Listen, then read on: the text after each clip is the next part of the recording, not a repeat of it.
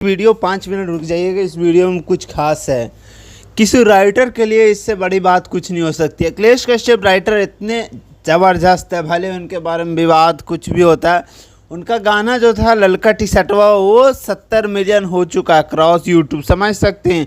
और उन्हीं का चैनल है, तो समझ सकते हैं एक राइटर और एक ओनर होने के नाते उनके लिए कितना बड़ी चीज़ है। और बहुत ज़बरदस्त इनका गाना कोई भी हो, भले इनके साथ विवाद जुड़ता है, लेकिन इनका गाना अक्सर ब्लॉकबस्टर हिट सुपर हिट होते रहता है।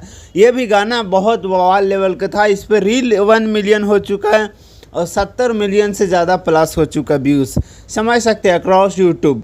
इनके यूट्यूब चैनल पे 32 मिलियन से ज़्यादा हो चुका है। बहुत ज़बरदस्त गाने का प्यारा आशीर्वाद मिल रहा है। 1 महीना से ज़्यादा हो चुका है गाना को। इसी तरह गाना का सपोर्ट रहेगा तो गाना 100-200 मिलियन के करीब में बहुत जल्द पहुंच जाएगा। बहुत बवाल लेवल का गाना है, बहुत ज़बरदस्त। और ज़्यादा कुछ नहीं बोलता। ओके भाई, इंस्टाग्राम का लिंक दिया हो, मुझसे बात करना है तो बात कर सकते हो। Okay, love you.